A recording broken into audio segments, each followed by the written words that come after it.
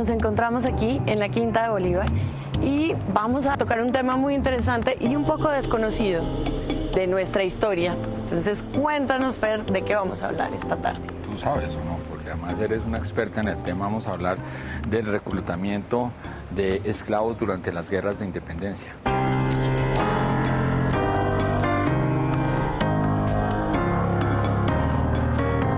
Me gustaría que inicialmente nos contaras cuál era la situación de los esclavos en el momento de la independencia, si había cambios entre su situación en la colonia y por qué había esos cambios con respecto a la independencia. Ok, bueno, en la Nueva Granada, una situación totalmente distinta que en la Venezuela. La población de esclavos realmente era, digamos que poca.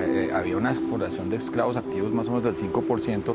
¿Por qué? Porque debido a la ley de vientres, muchos esclavos habían obtenido la libertad. Cuando un esclavo se casaba con una mujer de otro color, ¿sí? Ya fuese blanca, indígena o de una de las tantas castas que dividieron los españoles aquí racialmente a la Nueva Granada, entonces obtenía su emancipación, su libertad. Esto por un lado. Por el otro también pues hubo un decremento en la importación de esclavos por razones económicas.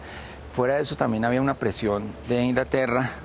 Inglaterra era un sitio en que se estaba promocionando el abolicionismo, y a raíz también de toda esta cuestión de la Ilustración en Francia y toda la corriente libertaria y de igualdad. Entonces ellos estaban presionando a España para que parara el tráfico de esclavos. Entonces realmente eran pocos esclavos, de todo concentrados en las minas de oro, que era donde más se utilizaban, debido a que también otras razas libres estaban encargadas de la agricultura, ¿sí? La agricultura y mantener un esclavo en ese momento, en 1810, era un lujo gravoso, porque implicaba una cantidad de cosas, no solo la compra, el valor, sino también cuestiones como de renta, etcétera. Me pregunto yo si en ese momento no había muchas sublevaciones o muchas rebeliones Sí. digamos, las negritudes para obtener su libertad, para escapar, para...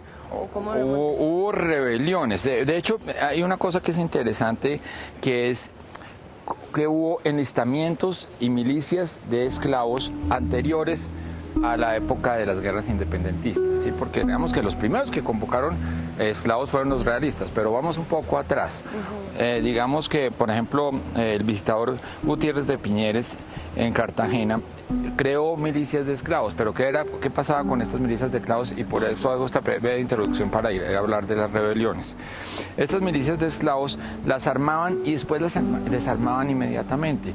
Se tenía el concepto, o por lo menos este señor Gutiérrez de Piñeres tiene el concepto de que el esclavo, una vez conocía las artes de la guerra y conocía el manejo de las armas, pues era muy fácil que se rebelara por el mismo carácter con que los españoles miraban a los esclavos, que era un carácter que no era sumiso como el del indígena, sino un carácter más bien rebelde, coquetón. Sí, una cosa que incluso en la sociedad actual de Cartagena todavía se piensa así, una sociedad blanca, digámoslo así, acerca de las personas de color. Efectivamente hubo rebeliones en la costa atlántica, hubo rebeliones e intentos libertarios muy bonitos en la costa pacífica, más específicamente en los pueblos en Tumaco, Barbacoas, bueno, Iscuandé, no recuerdo que otros pueblos, que eran pueblos mineros, en donde ellos, una vez aprendieron el negocio de la mina, se rebelaron e hicieron una especie de colonia, ¿sí? Que finalmente fue aplacada a negociaciones y de las mismas escuadrones del rey, quien fueron y volvieron a obtener esos sitios que eran especies de palenques, no ya de cimarrones, sino ya establecidos con economía y todo basados en una mina, control de las vías fluviales y control de ciertos caminos.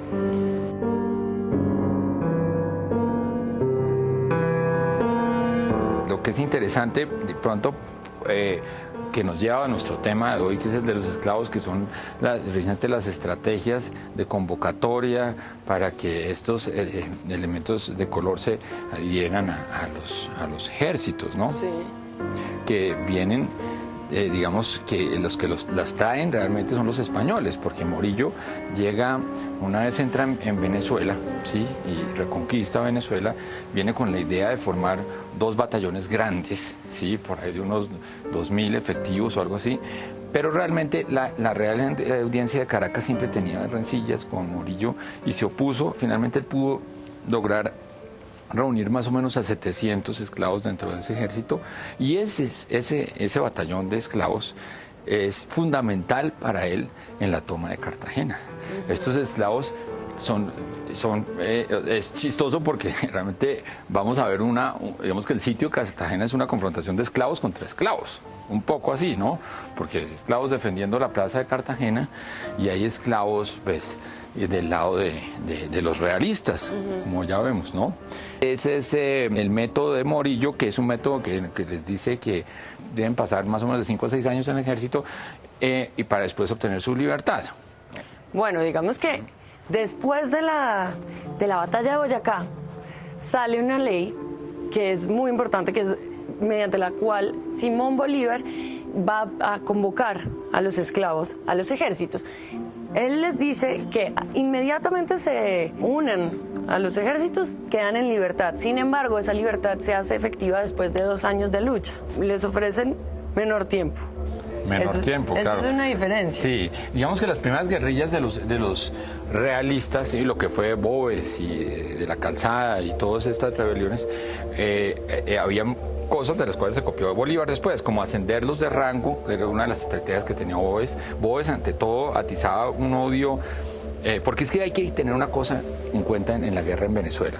Venezuela, al contrario de la Nueva Granada, tiene una población más o menos del 60 y pucho, casi 70% de origen africano. ¿Ah, sí? Sí, y que es una cosa curiosa porque fíjate que se refleja hoy en día en la revolución bolivariana. Digamos que la revolución bolivariana es una revolución social, pero detrás del contexto social hay un contexto racial también en Venezuela. Entonces también es una revolución racial, aunque uno no se dé mucha cuenta de eso, ¿no? Y eso fue lo que aprovechó Boves para convocar estos ejércitos de pardos en contra de la oligarquía criolla. Entonces por eso era tan importante para los españoles. Hay que diferenciar dos cosas de las estrategias de adhesión entre los españoles y los patriotas. Hemos dicho, ¿cómo era la manera para que a los esclavos les llamara la atención entrar al ejército realista?